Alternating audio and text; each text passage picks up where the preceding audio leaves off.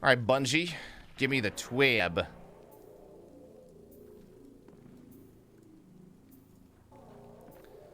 This week at Bungie, we launched a whole bunch of missiles. It's been an action-packed week. Over the weekend, we watched as Rasputin sent literal ordnance into the sky to take down the Almighty in Destiny 2's first live in-game event. We followed that up with a mighty salvo of virtual launches in the form of media, articles, and a stream to showcase the future of Destiny. Season of Arrivals has started building a bridge to this fall when Guardians will wield the darkness for the first time in Destiny 2 Beyond Light. Here's the full stream in case you haven't had a chance to watch it yet. All that stuff, all the trailers, gameplay. Wait, gameplay trailer. Oh, it's just sort of gameplay. I remember that one. We're excited about the future of Destiny. To lay the groundwork, we have to make some changes to the core game. Several less explored locations and activities will be going into Destiny Content Vault, DCV, to pave the way for a new hotness like Europa coming this fall. We'll lay out the information, a lot of information on what to expect in our Building a Viable Future in Destiny 2 article. We know you have a lot more questions and we'll have answers to share throughout the summer.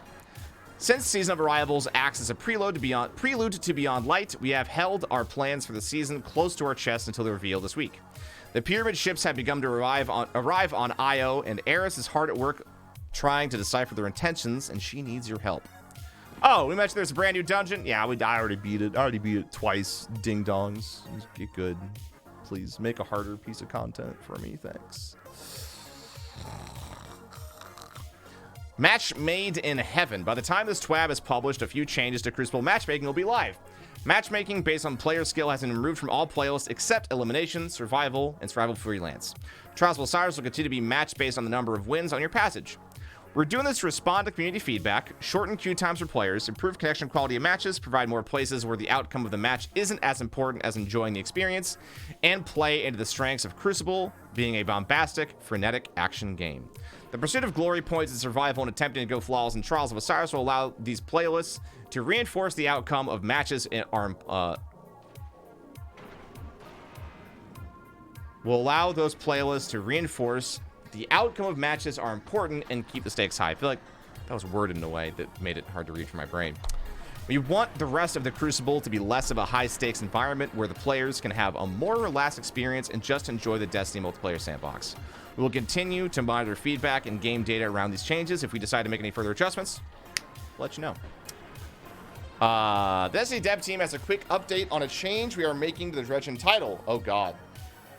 As you may have read here, we made some changes to the world loot pool. As a result, a few of the legendary weapons in the Playing for Keeps collection badge no longer have a reward source in the game. While we strongly believe that gear collections is critical of what it means to earn and wear a title, we're going to remove the Playing for Keeps badge from the Dredgen title requirements in an update next week. While not trivial, the badge didn't represent the challenging portions of earning the title. We feel removing this requirement doesn't reduce the meaning of wearing Dredgen over your head. That said, we don't like making changes to titles as their complexity and depth is what gives them meaning. But in this case, the long-term weapon health outweighs a small change to the title. We know you have a lot of questions about how our Destiny Content Vault announcement this week will affect our triumphs and titles. We will have more details coming soon. Every time I see someone who's a Dredgen, all I think to myself is, I guess you weren't good enough to be a Reckoner, huh? That's none of my business.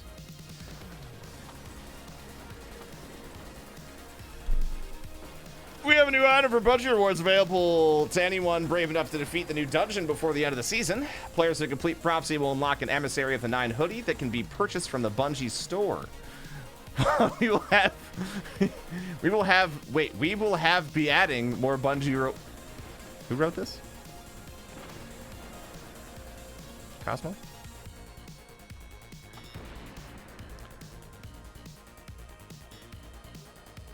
Good sentence, Cosmo. I never make mistakes with what I say, so you should never do it either. We'll be adding more Bungie rewards during Season of Arrivals, so keep an eye out. Season Arrivals and beyond. So yeah, you should definitely click through these. I could probably take an hour to read all of this information here. It breaks down more about how the Destiny Content Vault's going to work, what their plans are for the future, a lot of stuff like that. So if you didn't watch the reveal. I highly recommend you read these.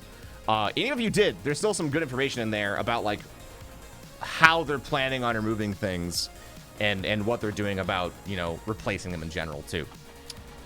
Hotfix 2.9.0.1 is planned for next week. Shortly before the launch season of Rivals, DPS became aware of a bug regarding the seasonal Charged with Light Armor mods. This bug allows players to equip all the current seasonal Charged with Light Armor mods on any of the season of the worthy armor pieces without having previously acquired them. I see. Resolved issues. Guardian Angel Artifact Armor mod is not granting its perk when it's slotted. Breach Resonator Artifact Armor is not granting its perk when the mod is slotted. Oh, nice. Hey, they're fixing... Hey, look at that! They're fixing the controller thing. Like, immediately. That's good. That was... People were understandably very upset about that. Because that's like a game-breaking difference to how you play. Numerous years of, like, mashing the sprint button to make sure you can sprint as soon as possible. And then being like... just keep starting the sprint but not go anywhere. Visible holes are present in the EDZ terrain where the Seraph Towers used to be. Whoops. Pre-order box items. You can go look that up. Known issues. The Almighty, Mighty, Exotic Ghost Shell, and the Saints Vocation Exotic Ship appear invisible. Master Catalyst quest got removed by accident. Pre-order emblem doesn't come in collections for some reason. Holiday has 2 legendary ships in her inventory that can't be purchased. Cons players may experience blacked out emblems, visible ships, and power level 0 in orbit. Dying to god goblins sometimes happens. Great. What a week! Explosions, videos, reveals. Oh my. We covered a lot this week, but there is so much more to do. Throughout the summer, we'll continue to share more on Beyond Light and the changes coming this fall. We hope you enjoyed the reveal, and we're once again eagerly awaiting getting to watch you experience what we've been working on, both in the season of the Arrivals and Beyond Light. Oh, and beyond. ... Light. I get it. Is this a cat? Why does this never work for me? I was getting an error. I don't understand.